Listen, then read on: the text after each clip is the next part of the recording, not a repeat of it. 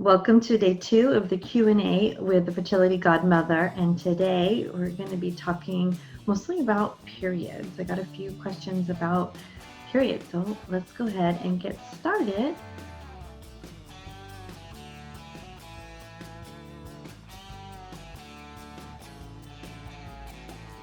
So the first question I have is, can I get pregnant if I have long and irregular periods? Well, the answer to that is, let me think about that, how in my head for a minute, how I want to answer that. So yes, I believe you can get pregnant as long as you're ovulating. The challenge is knowing when you're ovulating. The other thing is that if you're having long periods, you know, the eggs can be staying too long in the follicle, and so they may not be the best quality egg.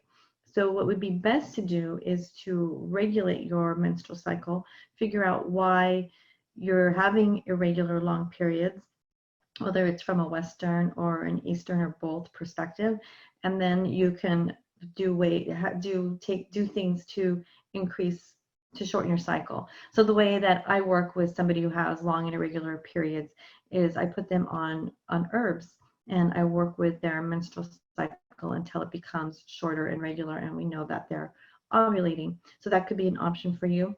Sometimes there's medicine. Sometimes you can do an IUI to help with that, depending on where you are emotionally, where you've been along. So I'm not one to jump to medicine. I have no problem with having somebody taking it or taking it if needed, but that's not my first stop, if you will. So I think that it's really important to balance your body before you get pregnant.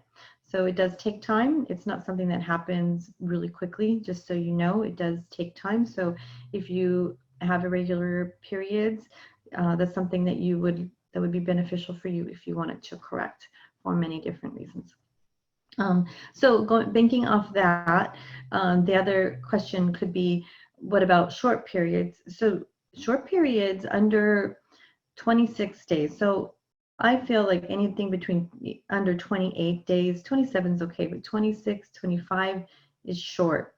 So we want to try to get the lengthened, and it's going to show again some type of a hormonal imbalance that needs to be balanced and fixed, or corrected, if you will. And we need to figure out why. What's the underlying cause of the reason why you're having short cycles? Is it something that you've had your whole life? And then really just making sure that it is a short cycle.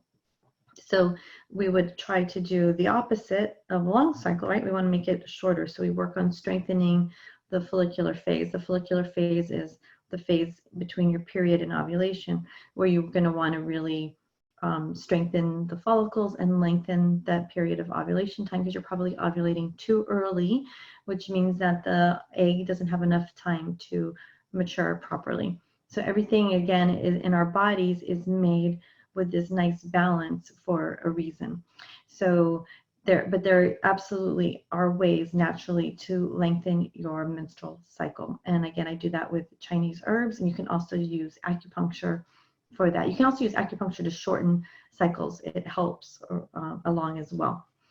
And when is the best time to have sex? I love this question. It's something that I always ask the ladies that are in my clinic, the couples. Usually I see the ladies. So the best time to have sex is before you actually are ovulating. So there's that window between you stop bleeding and you're ovulating. So you want to have sex a couple times a week, 2 or 3 times a week. Keep it fun. You don't have to be on the clock, because that takes all the sexy out. And it gets old, and it creates a lot of pressure, and it's not really fun. And I know a lot of couples do that. They fall into that trap.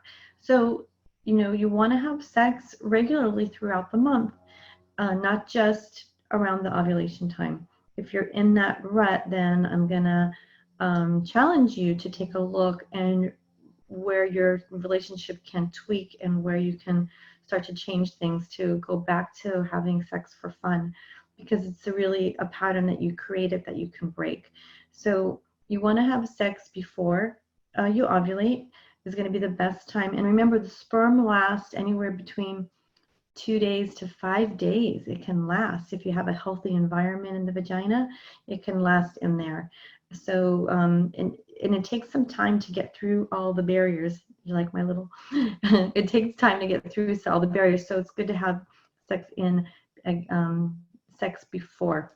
And I usually recommend you guys to have sex 2 or 3 times a week.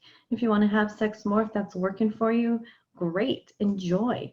And if it's feeling like it's too much pressure, then just back off and go, just make sure, back off and recreate, the passion in the bedroom.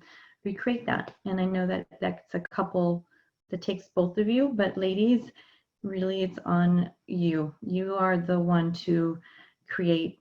Most of the women in relationships are the creator of how the relationship goes. So you are the one that can do that. You have that power. Okay. I hope you found this video helpful, and those questions, I thought those were really good questions, and I look forward to seeing you tomorrow on the Q&A. Take care. Bye.